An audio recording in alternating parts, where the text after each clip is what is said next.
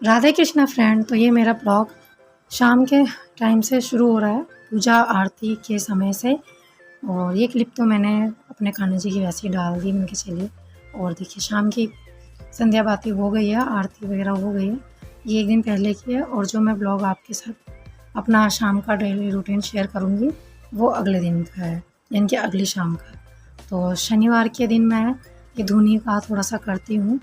तो ये क्लिप 1 हफ्ते की होगी पुरानी, कि लेट ही जा रहे हैं ब्लॉग। तो शनिवार का मेरा दिन ये ऐसा रहता है, शाम के मैं ये धूनी देती हूँ संध्या बाती करने के बाद, पूजा वगैरह करने के बाद। तो पूरे घर में ये जला देती हूँ। तो फ्रेंड, ये जिस दिन का मैं आपके साथ अपना इवनिंग रूटीन शेयर करूँगी उसी दिन का है। तो मैंने मीशो से ये प्रोडक्ट मंगवाया था, तो वो आ चुका है। तो ये मैंने फ्लावर पॉट मंगवाए हैं छोटे छोटे।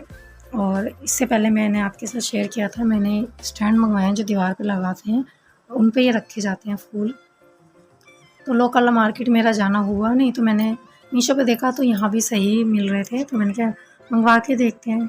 वैसे तो अभी तक सही आता है सामान, ख़राब नहीं आया है। तो ये भी काफ़ी अच्छे आए हैं। 8 का सेट है, और जो मैंने स्टैंड मंगवाए थे वो भी 8 ही हैं। तो काफ़ी अच्छा प्रोडक्ट है, गुड, बिल्कुल। तो अब मेरा शाम का जो रूटीन है वो मैं आपके साथ शेयर कर रही हूँ।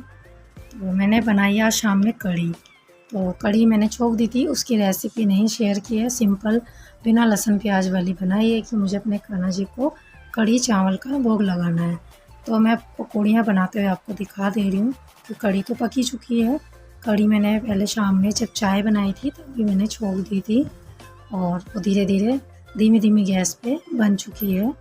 तो छोटी छोटी पकौड़ियाँ मैं बना रही हूँ, बहुत ही अच्छी लगती हैं कढ़ी में सिंपल वाली छोटी छोटी पकौड़ियाँ। और वैसे मैं प्याज वाली बनाती हूँ, लेकिन आज मेरा मन नहीं था प्याज वाला खाना बनाने का, और कढ़ी खाने का बहुत मन था, और बहुत दिन से बनी भी नहीं थी। तो मैंने कहा चलिए कढ़ी बनाते हैं, और अपने ठाकुर जी को भी भोग लगाएंगे कढ़ी का। तो गैस पे यानी कि कढ़ी बन रही है, तो मैंने कहा चलो इंडक्शन पे बना लेते हैं हम पकौड़ियाँ। और इस पे यानी कि अच्छी बन जाती हैं, फ्राई यानी के लिए बहुत बढ़िया है ये।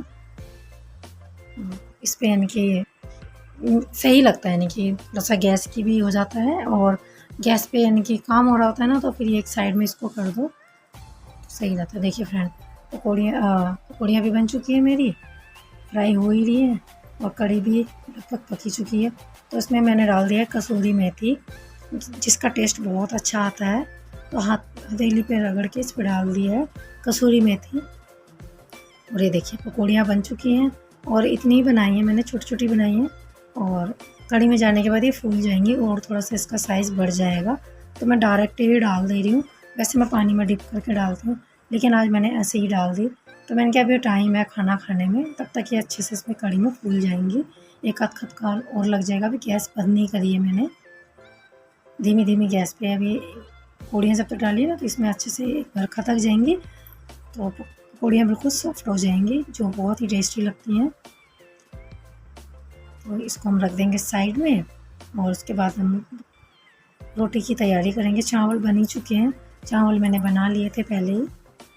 और कढ़ी का तड़का तैयार कर लेते हैं। तो कढ़ी के तड़के में मैं डाल रही हूँ थोड़ा सा देसी घी, जिसका टेस्ट बहुत ही अच्छा आता है कढ़ी के अंदर। तो 2-3 चम्मच डाल दिए देसी घी। इसमें हम थोड़ी सी डालेंगे हींग, और साबुत लाल मिर्च होती है जो, उसके टुकड़े, और कुटी हुई लाल मिर्च जो होती है वो। और उसको हम ज़्यादा पकाएंगे नहीं तो फिर ना जल जाएगी। तो तुरंत लाल मिर्च डालते ही मैं इसको कढ़ी में डाल दूँगी। इसका टेस्ट बहुत ही अच्छा आता है। तो गैस बंद करते ही मैंने डाल दिया। अगर हम ज़्यादा देर पकाएंगे तो फिर वो काली काली हो जाती है, तो ना ही तो टेस्ट अच्छा लगता है और ना ही देखने में अच्छी लगती है। तो इस टाइम पे कड़ी पत्ता मेरे पास नहीं था, तो कड़ी पत्ते का टेस्ट बहुत अच्छा आता है इसके अंदर। तो उसकी जगह मैंने कसूरी मेथी डाल दी थी। धनिया पत्ती भी डाल सकते हैं, लेकिन कड़ी में कसूरी मेथी का टेस्ट बहुत ही अच्छा आता है। तो कड़ी बन चुकी है, उसको भी मैंने रख दिया साइड में। चावल बन चुके हैं, और मैंने पलट के भी यानी कि रख लिया है, क्योंकि मुझे ना किचन फैला हुआ बिल्कुल भी अच्छा नहीं लगता। तो बिल्कुल रिलैक्स होकर मैं काम करती हूँ। तो किचन भी मैंने लगभग साफ़ कर ही दिया है, बर्तन वगैरह खाली कर दिए, कुकर कढ़ाई वगैरह सब खाली कर दिए। और अब बना ले रही हूँ मैं रोटियाँ। सबसे पहले मैं अपने कान्हा जी के लिए बना लूँगी 2 रोटियाँ, तो उनको भोग लगा दूँगी, फिर बाकी और मैं बना लूँगी सबके लिए। तो फ्रेंड, यहाँ तक आपने मेरा ब्लॉग देख ही लिया होगा। पसंद आ रहा है तो कमेंट करके ज़रूर बताइएगा, और लाइक तो बिल्कुल ही मत भूलिएगा, लाइक भी करिएगा। अगर आपने यहाँ तक देख लिया तो लाइक तो बनता ही है। वीडियो को लाइक करने से हमें थोड़ा अच्छा लगता है। और बस, तो रोटियाँ भी फटाफट बनी चुकी हैं, और गर्मी इतनी ज़्यादा हो रखी है ना कि इस टाइम हालत इतनी ज़्यादा ख़राब हो जाती है ना किचन में। ऐसा लगता है कि किचन का काम करना ही क्यों पड़ता है गर्मी में। लेकिन अब खाना खाना है, पेट में भूख लगी है, तो किचन का काम तो करना ही पड़ेगा, नहीं तो फिर हम भूखे रह जाएंगे। तो देखिए, रोटियां भी सीख चुकी हैं। तो सबसे पहले मैं अपने खाना जी के लिए 2 रोटियां सेक के उनको लगा दूंगी भोग, और 1 रोटी मैंने एक्स्ट्रा सेक ली थी कि 2 या 3 रोटी तो मैं बना लेती हूँ एक साथ। उसके बाद फिर ऐसी 2-3 ये देखिए, खाना जी की प्लेट लगा ली है, कढ़ी, चावल, रोटी, और सलाद में ले लिया मैंने खीरा। तो चलिए चलते हैं मंदिर में, रख देते हैं अपने कान्हा जी को। उनको भी खुशबू आ चुकी है, तो उनका भी मन बहुत ज़्यादा कर रहा है कढ़ी चावल खाने का। तो ये देखिए, मैंने रख दिया। और अपने कान्हा जी के लिए मैं मटकी भी ले आई थी, ताकि इनको ठंडा ठंडा पानी मिले। और कर देते हैं कूलर इनका ऑन, ताकि ये आराम से ठंडी ठंडी हवा में अपना खाना एंजॉय करें, खाएँ कढ़ी चावल रोटी। तो खाना वगैरह सब खाने के बाद अब मैं फिर से आ गई हूँ किचन में। तो बर्तन वगैरह क्लीन कर लेते हैं। तो मैं आज आपके साथ अपना रात का जो मेरा रूटीन होता है वो मैं आपके साथ शेयर कर रही हूँ कि मेरा किस तरीके का रहता है काम करने का तरीका। तो बर्तन वगैरह तो मैं खाना बनाते ही शुरू से ही, अब से नहीं, मेरी शुरू से आदत है। मैं बड़े बर्तन हमेशा खाली कर लेती हूँ, उनको छोटे में कर देती हूँ, और उसके बाद अगर थोड़ा बचता है तो उनको और खाली करके छोटे बर्तनों में कर देती हूँ। अगर नहीं ज़्यादा रहता है तो उसी में रहते हैं। तो ये बर्तन वगैरह क्लीन कर लेते हैं। इससे थोड़ा ना आराम हो जाता है सुबह के लिए। अगर किचन हम रात में अच्छे से क्लीन करके सोते हैं ना तो बहुत आराम हो जाता है। नहीं तो सुबह ना ये सब वाला किचन देखो ना फैला हुआ, तो फिर काम करने में सोचना पड़ता है, और टाइम हमारा वो बहुत वेस्ट हो जाता है, और मूड भी हमारा ख़राब हो जाता है कि अभी पहले किचन समेटना है, उसके बाद झाड़ू पोछा करेंगे, फिर काम करेंगे, फिर नहाएंगे, पूजा करेंगे। तो सब चीज़ फिर दिमाग में यही चलता रहता है, और लेट लेट होता रहता है, फिर हम दिमाग में चिड़चिड़ा उठता है। तो अगर रात में ही अगर हम अपना किचन और जो रूम में हम नहीं सोते हैं वो रूम को हम सेट वगैरह कर देते हैं ना, तो काफ़ी काम हमारा सुबह के लिए आसान हो जाता है। सुबह सिर्फ झाड़ू लगानी होती है, पोछा लगाना होता है, और जो भी नाश्ता लंच जो भी बनाना होता है बच्चों के लिए, हस्बैंड के लिए, वो इजीली बन जाता है, और हमारी पूजा पाठ टाइम पे हो जाती है। तो कोशिश मेरी यही रहती है कि मैं रात में सारा काम करके सोऊं। सिर्फ झाड़ू रह जाती है, झाड़ू ही लगानी होती है, वो ज़रूरी भी है लगाना।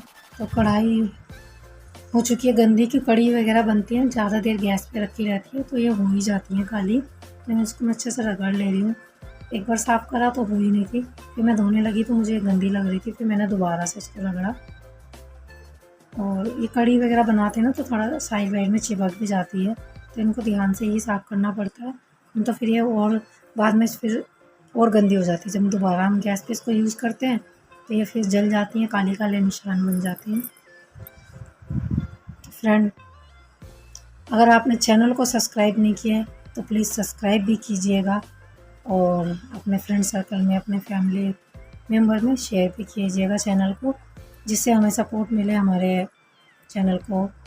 और आप किस तरीके के मेरे ब्लॉग देखना चाहते हैं वो भी आप कमेंट करके ज़रूर बताइएगा।